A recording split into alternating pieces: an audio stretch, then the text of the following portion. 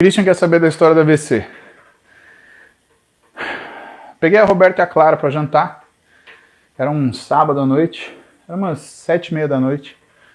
Tô descendo a Joaquim Eugênio de Lima, lá nos Jardins, pra gente ir no restaurante que é o restaurante que meu pai me leva desde criancinha aqui em São Paulo, que é o Lelis. Né? Recomendo para vocês. Vamos combinar. A gente vai lá um dia junto. E aí, eu tive um jamais vu. Um jamais vu, né, do francês, jamais visto. Ele é um fenômeno de encadeamento da memória, onde você despreza uma memória de um lugar onde você já esteve e sente como se você nunca tivesse estado. E eu estava dirigindo o carro, senti isso, e eu achei engraçado. Por quê? Porque eu sei a teoria disso. Então eu fiquei imaginando assim, cara, meu hipocampo, né, ele deu um tilt. Eu esqueci que eu estou na Joaquim Eugênio de Lima. Eu não reconheço nada aqui. Eu achei muito engraçado. E continuei indo. Virei à direita nos Estados Unidos, direita na Alameda Campinas, parei na frente do Lelis, que é quase nos Estados Unidos, desci do carro e entramos e sentamos. Até então estava tudo bem. Eu fiz o pedido para o garçom e o garçom virou para mim, mas o senhor já pediu. E aí eu olhei para a Roberta ela estava me olhando com uma cara meio estranha, e na hora eu senti um flush. Meu coração acelerou muito, mas muito. Eu comecei a sentir ele bater no pescoço assim. Falei, caramba, eu tô tendo uma descarga adrenérgica. Eu devo estar tendo uma síndrome de pânico, né? Foi a primeira coisa que eu pensei. E aí eu pus a mão na mesa. Quando eu pus a mão na mesa, eu senti um choque na cabeça que descia até o meu braço. E eu senti meu braço ficar dormente. Aí eu falei, cara, eu tô tendo um AVC. E na hora, a única coisa que eu pensei... Aliás, eu reagi, eu olhei para a Roberta e falei assim, pega o carro, eu estou passando muito mal, eu preciso que você me leve no hospital.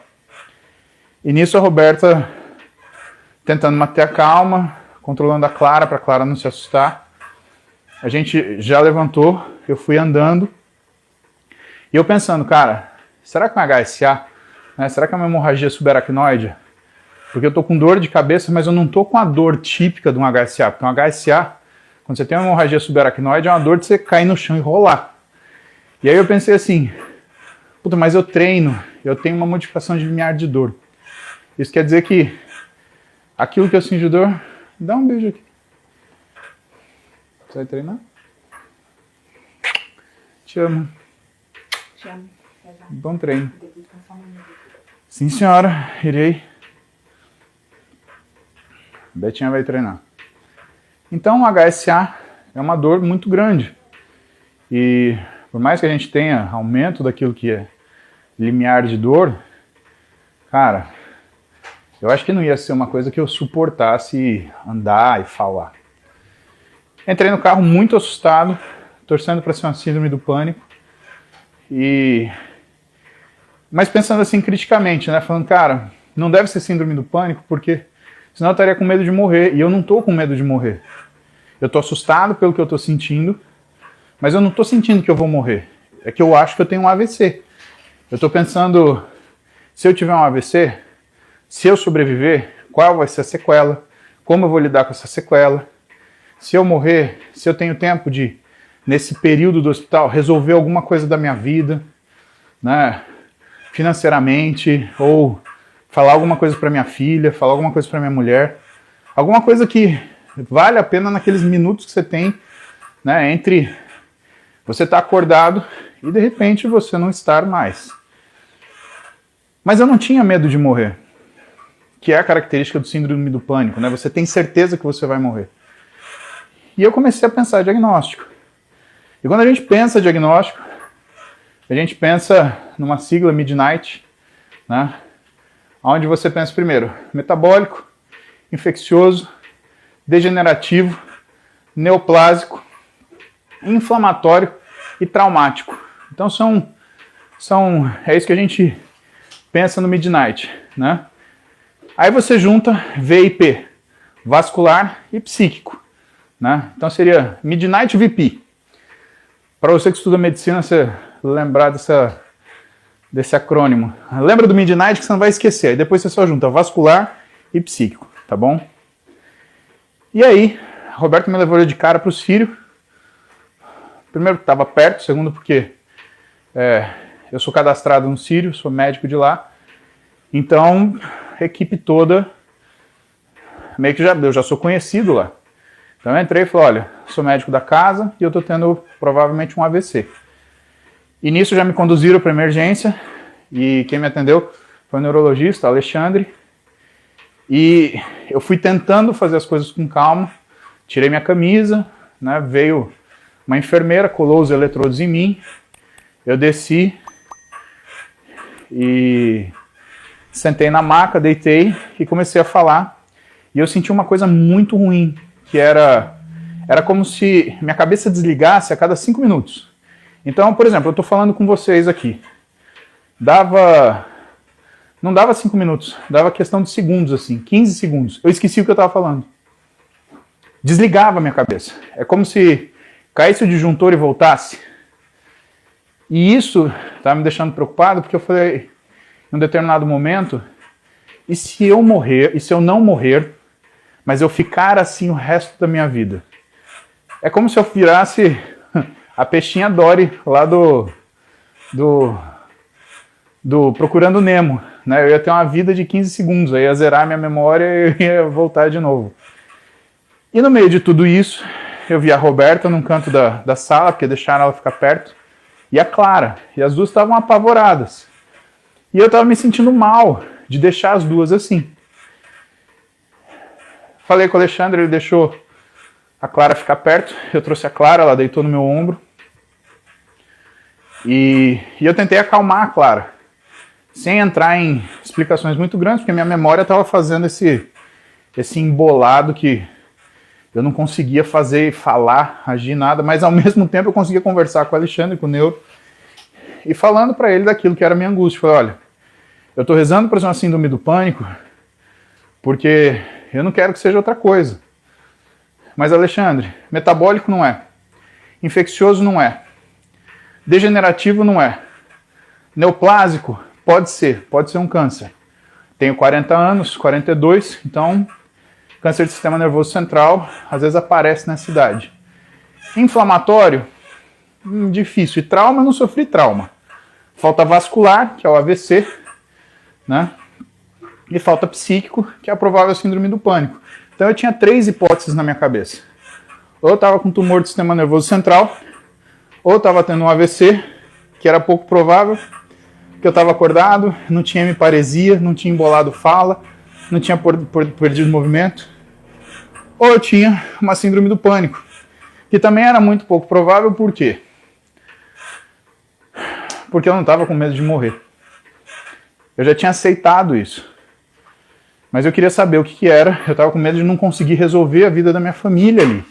E eu estava me sentindo super culpado de deixar minha filha e minha mulher assistindo isso, né? Que, sabe, você fazer isso com a sua filha de 11 anos, 10 anos, você morrer na frente da sua filha, sabe, é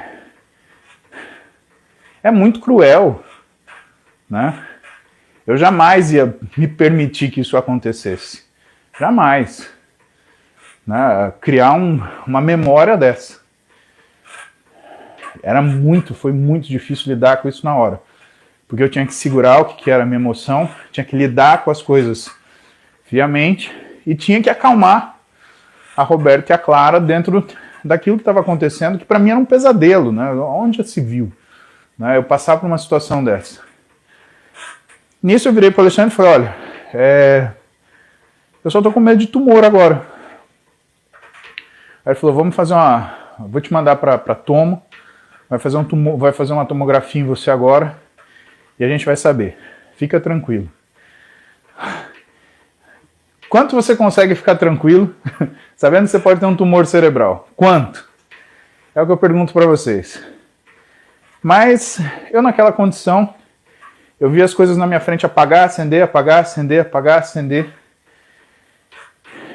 Eu lembro vagamente de estar no caminho para a tomografia, eu lembro vagamente de estar dentro da máquina de tomografia, mas entendam, eu não tinha uma percepção de linha do tempo, eu tinha perdido completamente isso, eu não sabia que hora era, não sabia quanto tempo tinha se passado, e como tudo começava imediatamente, a sensação que eu estava ali há horas. E não é verdade. Porque quando eu cheguei em casa, né, e vocês sabem que deu tudo certo porque eu estou aqui falando com vocês hoje, domingo. Né? Quando eu cheguei em casa eram 10 horas da noite. Saí da tomografia, o Alexandre me chamou, falou, olha, não tem nada disso. Paulo, eu juro para você, não é um AVC. E realmente você não tem critério para síndrome do pânico. Você não está aqui exasperado, você não está aqui, né? Eu percebo que você está com medo, né? Porque você não sabe o que você tem. A tua família presente assistindo está te deixando extremamente desconfortável. E isso, né? Evidentemente que está mexendo com você no emocional, mas você consegue se controlar. A síndrome do pânico você não se controla, né? Me conta mais. Como foi sua semana? Aí eu comecei a contar para ele aquilo que eu conseguia, porque eu ficava ligando e desligando. Aí, ele falou assim, você dormiu essa noite? Aí eu olhei para ele e falei, não, essa última noite eu passei em claro. E era fato, de sexta para sábado, eu não tinha dormido. Eu não consegui pegar no sono. Eu sentei na frente do computador e continuei trabalhando, comecei a trabalhar. E ele falou, e na semana? Aí eu lembrei da semana, eu tinha dormido uma média de 2 horas por noite, de segunda a sexta. Aí na sexta, pro sábado, eu não dormi nada. Aí ele falou, Paulo, então é isso. Aí ele me deu um remédio super forte, que é um neuroléptico. O neuroléptico é como se fosse um freio de mão do cérebro, né? Tipo uma âncora. Blá, blá, blá. E ele falou, olha, eu vou te dar um neuroléptico, é mais forte, eu preciso que você durma, porque senão, cara, realmente você não vai sobreviver. Isso daí é efeito da restrição de sono que você fez. Você sabia que você podia morrer se você ficasse 4 dias sem dormir? Você realmente podia ter alguma coisa que te ameaçasse a vida? Aí eu falei, saber a gente sabe, mas fazer são outros 500. E aí, me liberou para casa. Eu lembro que eu deitei na cama, eu olhei para a Roberta, a gente conversou um pouco, eu estava mais calmo, né? E eu olhei para ela e falei assim, eu acho que eu vou dormir. Eu lembro de ter puxado a coberta e eu não lembro de mais nada, eu acordei no outro dia 7 da manhã, completamente recuperado. E aí para tirar esse mal-estar, tanto dela quanto da Clara, porque elas ficaram apavoradas, aí a gente foi almoçar no Lelis. E aí deu tudo certo, né? E qual a lição fica? A lição que fica é, por mais que você conheça os processos, você não é imune a eles. Então, a gente fala para vocês sobre lesão, mas a gente se machuca. Tá aqui meu bíceps para provar para vocês que isso acontece, né? A gente fala para vocês sobre alterações hormonais, mas quando a gente enfia o dedo na tomada, a gente toma choque. E tem muita coisa que nós falamos para vocês, não é só de conhecimento de causa, porque nós estudamos isso ou trabalhamos com isso, mas que nós passamos por isso. E nós não gostaríamos que vocês passassem por isso. Eu tive um final feliz, poderia não ter sido tão feliz. Eu poderia realmente ter tido um AVC, eu podia ter tido uma neoplasia, eu podia ter alguma coisa mais grave. Isso, de uma forma mais simplista, é uma luzinha vermelha que acende no painel. Fala, opa, ó, vai na manha. Porque isso vai fazer com que você modifique o que são as suas percepções e prioridades. Mas, graças a Deus, ao Alexandre que me atendeu, a minha esposa que ficou do meu lado, firme. E, cara, sabe o que era foda?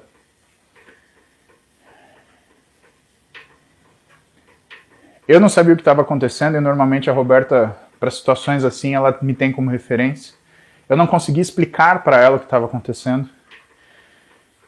E eu acho que na cabeça dela, naqueles momentos que ela ficou de pé do lado da minha cama, junto com a Clara, ela ficava pensando, como que eu vou criar minhas filhas? Como que eu vou contar para elas quem o pai delas foi? Porque se você for ver do lado financeiro, né, tudo se ajeita, sabe, pessoal? Mas do lado humano, não. Ela sabe que meu sonho sempre foi ter uma família, né? E talvez nesses momentos ela tenha pensado, inclusive, o que será que ele está pensando nesse momento que ele conseguiu ter a família dele, mas que pode ser que ele não viva para aproveitar aquilo que ele sempre sonhou. E essa misericórdia não é uma coisa tão comum de você passar na sua vida, só em situações de estresse muito grande. E eu olhava para a Roberta e eu vi ela com medo por conta dela, com amor por minha conta e com misericórdia por causa da situação. Porque no final, todos somos homens e mulheres. E ela olhou ali um homem que estava numa situação desconhecida de vida e morte e que estava prestes a perder tudo aquilo que ele sonhou. Desde então, a nossa família parou um pouco e começou a ponderar sobre determinadas coisas que nós normalmente falamos, mas de forma corrida, começamos a praticar. Tá certo que o final do ano foi infernal e existiam coisas para serem feitas que não poderiam ser adiadas. Eu ainda trabalho hoje, pessoal. Eu ainda tenho que rever prontuário do consultório. Não dá para eu simplesmente viajar na terça-feira e deixar, acabou. Tipo, quinta-feira parei de atender e dane-se tudo. Não. Estou com o celular o tempo inteiro, então meus pacientes têm acesso a mim. Vou levar meu computador. Então é férias, mas é férias, né, com responsabilidade. Aquilo que eu tenho responsabilidade, eu continuo tendo responsabilidade. Mas são férias e a gente vai aproveitar o máximo possível. E eu gostaria que vocês tivessem essa noção daquilo que é a importância do que a gente passa para vocês sem ser necessariamente o que a gente fala. É o que nós vivemos. E as redes sociais, elas permitem isso. Vocês veem a minha vida, é o que está escrito no meu perfil do Instagram, que eu nunca mudei desde 2012, quando eu comecei com o Instagram. Você vê o que sou aquilo que faço repetidamente. A excelência por si só não é um hábito, não é um ato, é um hábito. E a excelência da vida somos nós, com nossa riqueza de defeitos e qualidades, e que fazem com que nós tenhamos decisões particulares e que nós tenhamos o papel que nós temos na vida das pessoas. Não é simples isso, mas é verdadeiro. Não faço ideia porque o Daniel pediu para contar essa história, mas é uma história que mexe comigo porque eu lembro da sensação. É difícil falar disso sem me emocionar em alguns momentos. Eu imagino que vocês tenham percebido. Porque quando eu falo da minha família, para mim isso é uma coisa muito forte. É a coisa mais importante do mundo para mim. Não tem nada mais importante. E talvez o que sirva para vocês é a informação de que a gente tende a ter transparência, principalmente na rede social, para viver por exemplo. Então, vejam o meu caso. Eu estudo tudo isso, eu trabalho com tudo isso, eu recomendo tudo isso. E quando eu deixo de lado as próprias recomendações que eu dou aos meus pacientes, descanse, durma, respeite sua capacidade, eu sofro os mesmos ou piores reveses que eles sofreriam e que eu tento evitar. Para pensar naquilo que você recomenda para as outras pessoas. Você tem vivido de acordo com seus valores? De acordo com suas recomendações? E você pode ter uma série de argumentos para me dar que justifiquem que não, que você está num momento de vida onde é isso que você tem que fazer. E eu pondero com você que não existem momentos de vida, a vida é uma só. E você só tem um momento presente. Você não tem mais que isso. Eu tenho o agora. Por exemplo, o agora que eu estou com vocês, eu não estou treinando com a Beta. Tanto que eu vou terminar aqui. Deu 59 minutos. Hoje foi uma live comprida, né? 59 minutos. Eu vou descer com ela para acompanhar ela no treino dela, ver a carinha dela. Só isso me deixa muito feliz. Muito feliz. E eu gostaria que vocês pensassem assim também, que vocês têm só esse minuto para fazer. Por isso que é muito caro errar. Você não desperdiça só suas opções. Você desperdiça seu tempo. E o nosso tempo é limitado.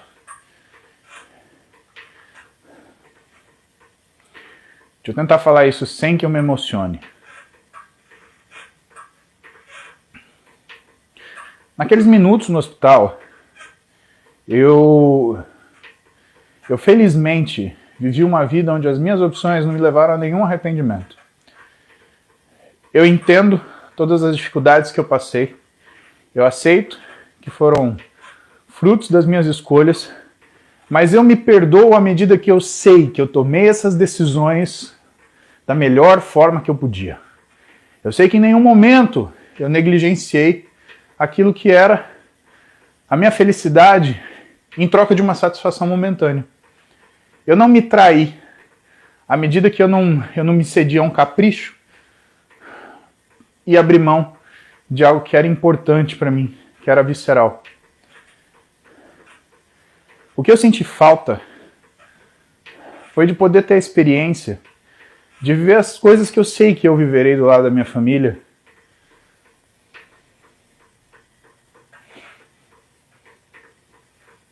Falei para vocês que é difícil. Ao longo dos anos que vão vir depois disso.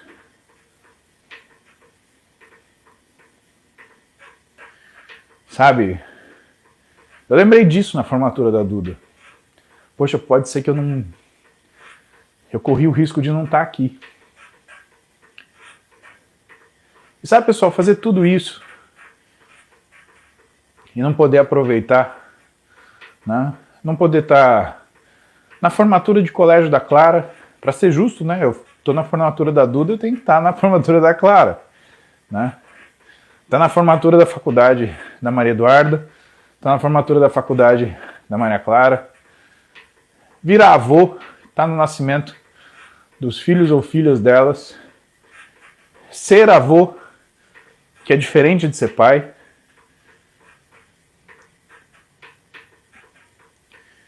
É uma responsabilidade muito grande o que a gente faz com a gente.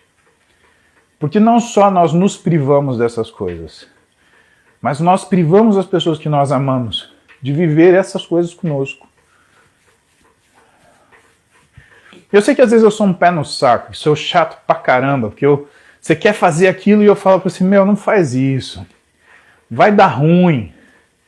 Né? Eu sei que você queria ouvir, faz aquele ciclo, foda-se, toma testosterona mesmo. E eu vou lá e falo pra você, cara, pensa bem no que você tá fazendo, pensa bem no que você quer fazer, olha 2 vezes. É porque não só a minha profissão lida com isso. Ou seja, eu estudei uma vida para lidar com isso. Uma vida, pessoal. Pensa que minha última pós-graduação eu me formei com 35 anos de idade. Então eu entrei na faculdade com 19, eu saí com 35. Tá? Pensa que todo ano eu estudo ainda. Eu faço curso de endócrino do professor Vilar, que é sensacional. Mas pensa que, além de ter estudado tudo isso e trabalhar com isso, eu passei por isso. Então eu tenho o direito ético, eu tenho a coerência moral de falar para vocês, eu passei por isso.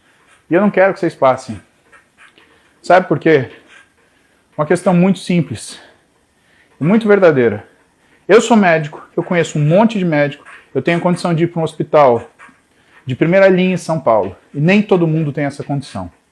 O cara que faz o ciclozinho dele lá escondido, tomando as trembolona falsificada, né, enfiado num canto, sem ninguém saber, ou com alguém com menos juízo do que ele, mandando ele fazer isso.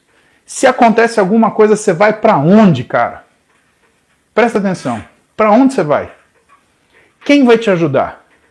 Quem vai estar do teu lado? E principalmente, você já pensou nas pessoas que você vai fazer sofrer? Então é isso que eu pondero para vocês. É por isso que eu sou um chato de galocha. Porque é muito fácil você fazer o que você quer quando você desconhece o tamanho do problema que pode dar. Então, pensa nisso, em tudo que você for fazer, tá?